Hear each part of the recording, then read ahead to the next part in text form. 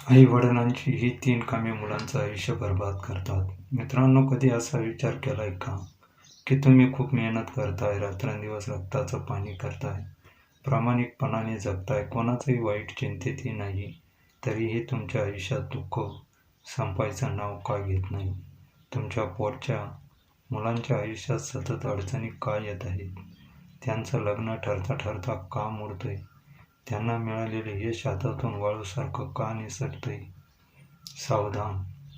गरुड पुराणात भगवान विष्णूंनी अशा काही रहस्याचा उलगडा केला आहे, जे ऐकून तुमच्या पायाखालची सुद्धा जमीन सरकेल. गरुड पुराण सांगतं की केवळ आपलीच कर्मे आपल्याला भोगावी लागत नाही, तर कधीकधी आपल्या आईवडिलांच्या कर्माची फळे, त्यांचे शाप आणि त्यांचे दोषसुद्धा आपल्याला वारस हक्काने मिळतात. हो, हे ऐकून तुमच्या अंगावर शहारे येतील, तुम्हाला धक्का बसेल, पण हे तितकंच कटू सत्य आहे आणि अंतिम सत्य आहे. आजचा हा व्हिडिओ केवळ माहिती नाही, तर तुमच्या आणि तुमच्या मुलांच्या भविष्याचा आरसा आहे. जर तुम्हाला मनापासून वाटत असेल की तुमची मुले सुखी व्हावीत, त्यांच्या आयुष्यात फक्त फुलांचा वर्षाव व्हावा, तर आजचा हा व्हिडिओ शेवटपर्यंत नक्की बघा. कारण आज आपण पाहणार आहोत की आईवडिलांच्या अशा चुका, ज्यांच्यामुळे त्यांच्या 7 पिढ्यांना नरक यातना भोगाव्या लागतात. अनेक जण विचारतात, आम्ही तर रोजच देवाची पूजा करतो, उपवास करतो, मग आमच्या घरात सतत आजारपण का? माझ्या मुलाला एवढं शिकूनही नोकरी का मिळत नाही? आमच्या घरात सुद्धा कारणावरून महाभारत का घडतंय? मित्रांनो, जेव्हा आपण आपल्या आयुष्यातील संकटाकडे पाहतो, तेव्हा आपण फक्त आपल्या चालू जन्मातील आणि स्वतःच्या कर्माचा विचार करतो. पण आज आपण एक विसरतोय, आपण ज्या रक्ताचे आहोत, ज्या कुळात आपण देह धारण केला आहे, त्या आईवडिलांची आणि पूर्वजांची कर्मे आपल्या नशिबाच्या दोरीला अदृश्यपणे बांधलेली असतात. जसं आपल्याला आईवडिलांची मालमत्ता मिळते, तसं त्या मालमत्तेसोबत आलेलं पुण्य किंवा पापसुद्धा आपल्याला स्वीकारावं लागतं. आज आपण गरुड पुराणाच्या पानापानातून त्या गूढ श्लोकामधून हे शोधणार आहोत की पालकांचे कोणते गुण मुलांना राजा बनवतात आणि कोणते दोष त्यांना रक्ताच्या रांगेत उभे करतात. हा व्हिडिओ बनवताना माझे स्वतःचे मन भरून आले, डोळे भरवले आहेत, कारण यात अशा काही गोष्टी आहेत की ज्या कदाचित तुम्ही आजपर्यंत कधी ऐकल्या नसतील. चला तर मग व्हिडिओला सुरुवात करूया.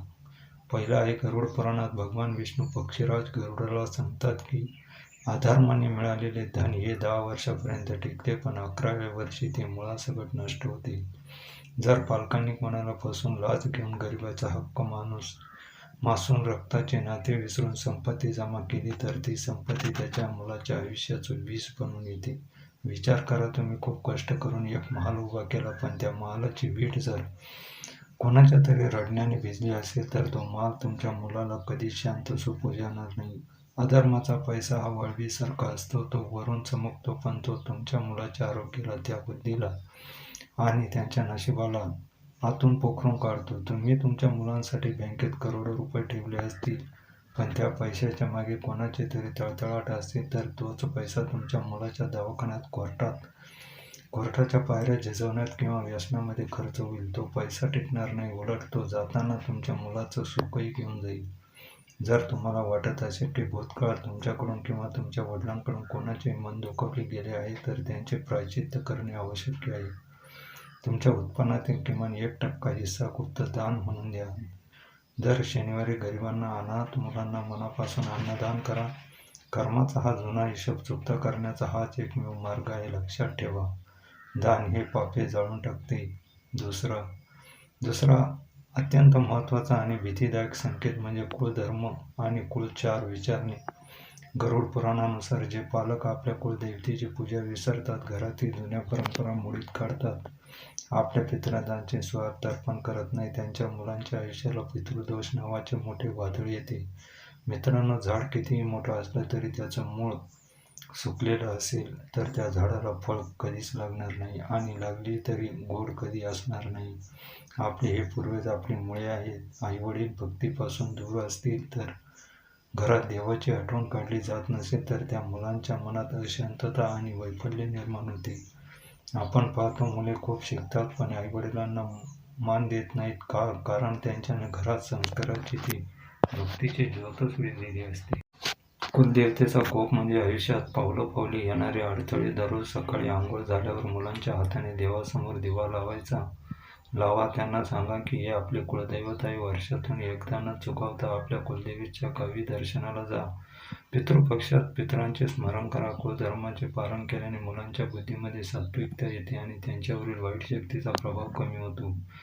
3. गरुड पुराणात अन्नाला ब्रह्म मानले आहे. तुम्ही कोणत्या मानसिकतेने अन्नाला शिजवतात आणि ते अन्न कोणत्या पैशातून आले याचा थेट परिणाम तुमच्या मुलांच्या रक्तावर, त्यांच्या विचारांवर होतो. अन्न हे केवळ पोट भरण्यासाठी नसतं, तर ते विचारांची निर्मिती करतं. ज्या घरात सतत भांडणे होत असतील, आई रडत असेल, स्वयंपाक करत असेल, तर त्या अन्नासोबत नकारात्मक ऊर्जा मुलांच्या पोटात जाते. शास्त्र सांगते, जसे अन्न तसे मन. आईच्या डोळ्यातील पाणी जेवणात पडत असेल तर ते जेवण मुलांच्या शरीरात गेल्यावर रोग निर्माण करते. घरात सतत आजारपण असण्याचे एक मुख्य कारण असू शकतं.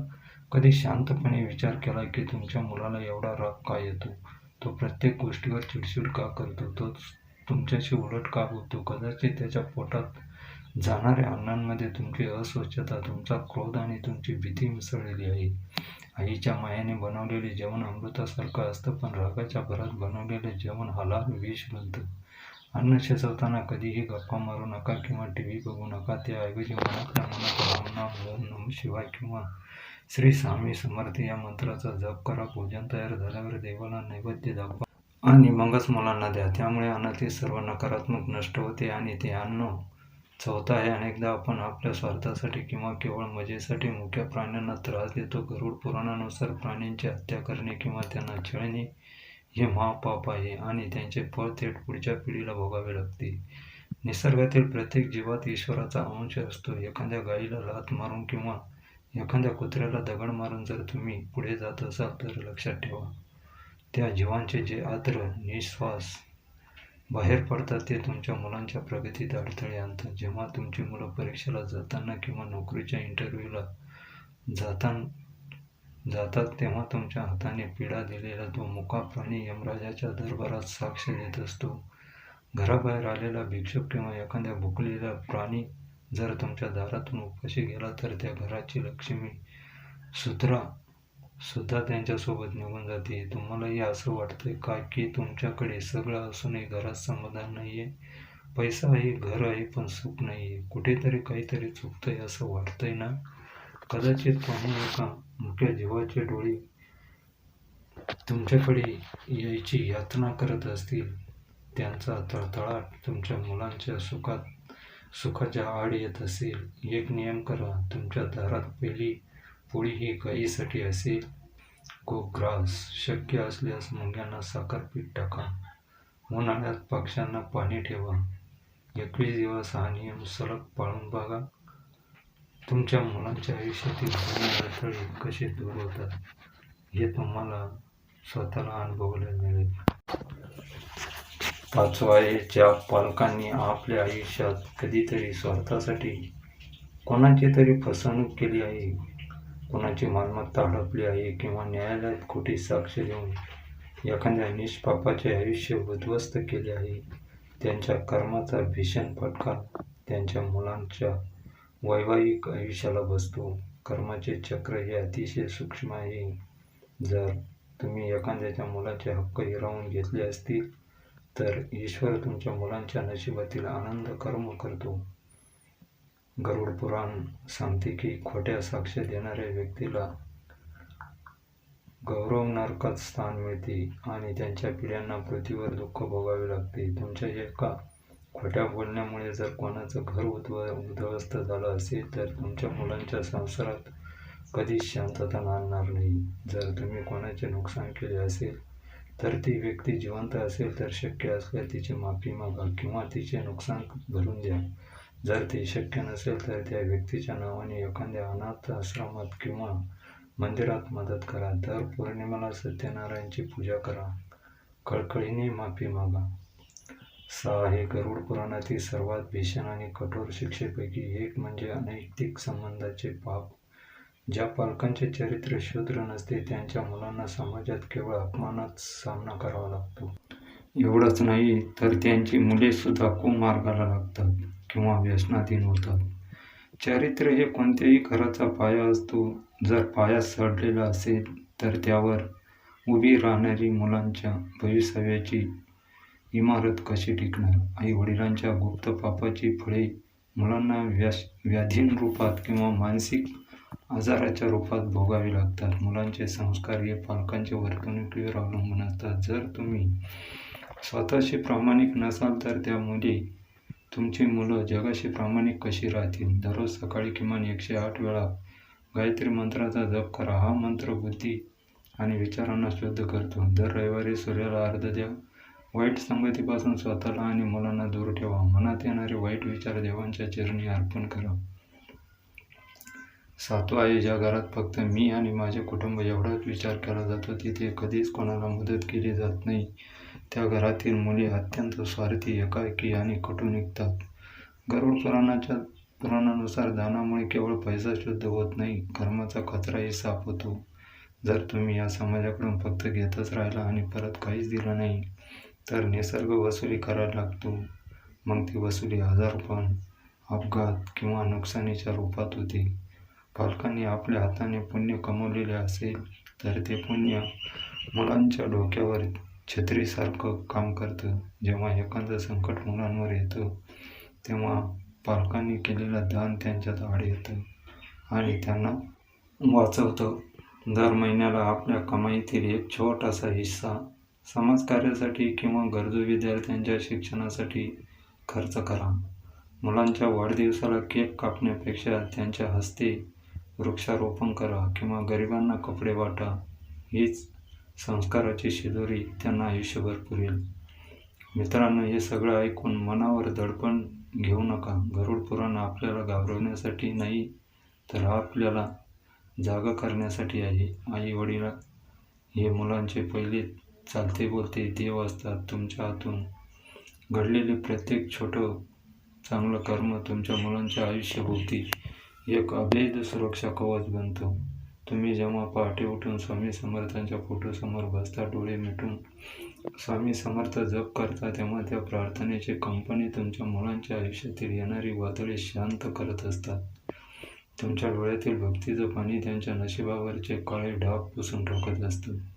तुमचं आयुष्य हे फक्त तुमचं नाही, हे तुमच्या पूर्वजांच्या कष्टाचं फळ आहे आणि तुमच्या मुलांच्या आयुष्याचं बियाणं आहे. जर तुम्हाला वाटत असेल की कळत नकळत काही चुका झाल्या आहेत तर देवाची दया अथांग आहे.